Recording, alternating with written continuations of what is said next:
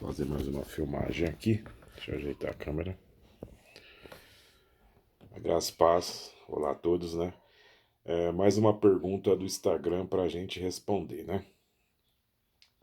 Me fizeram uma pergunta teológica, né? Se o domingo seria um dia santo ou o sábado seria um dia santo.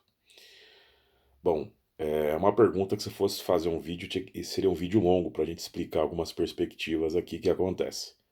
Mas para ser um pouco mais objetivo, nós sabemos que o cristianismo histórico, ele tirou o dia de sábado como dia santo e colocou um domingo, né? Nós não vamos ter um ensinamento bíblico exposto nem no Novo Testamento e nem na Antiga Aliança que Jesus ele mandou trocar o domingo pelo sábado. Isso é uma crença que surgiu posterior.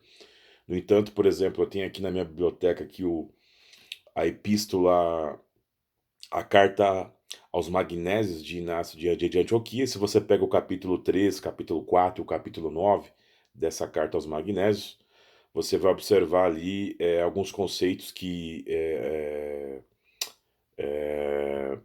no caso, ele começou a pegar e colocar já no seio da igreja. Por exemplo, separou, falou que o cristianismo tinha que se separar do judaísmo. Nós sabemos que os primeiros crentes eles eram todos judeus e eles guardavam o sábado. Anulação da lei de Deus, falando que a lei de Deus não seria mais algo que tinha que ser vigorado, né, que teria que ser arrancado.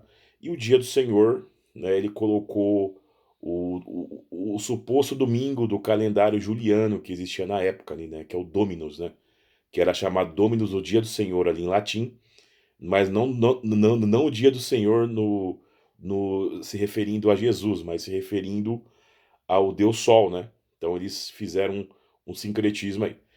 E no concílio de Laodiceia de 336, nós vamos ver aí, né, no concílio, o próprio Constantino já decretando o domingo, que já era celebrado ao Deus Sol, né, pelo fato como o dia santo, né? Só que antes, em 321, é, é, ele decreta o dia do venerável Sol, né? Ele pega esse dia e faz esse sincretismo religioso no cristianismo histórico.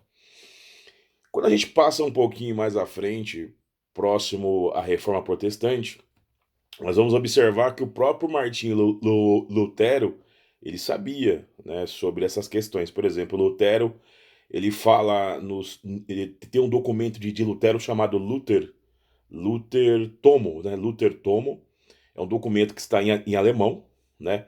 Na página no capítulo 3, na página 643, Lutero ele declara o quê? Ele fala assim que se a natureza exige que as pessoas e animais guardem um dia da semana. Porém, né, se as pessoas quisessem fazer dessa obra uma lei positiva, elas teriam que guardar o sábado e não o domingo, porque os israelitas guardavam o sábado e não o domingo. Então, por exemplo, Lutero, ele sabia que o dia santo era o sábado, né? E isso está num documento que ele pegou e escreveu por que a reforma, no caso, que a reforma protestante ela não trouxe isso para as igrejas reformadas, só algumas outras igrejas que seguiram, né? Por exemplo, os anabatistas, né? Teve alguns dos batistas, né, dos sétimos dias que seguiram esse conceito, como posteriormente os adventistas também, né?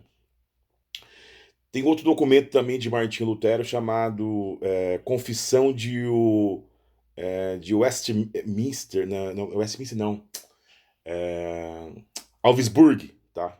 Confissão de Augsburg, é, no artigo 28, parágrafo 9, tá?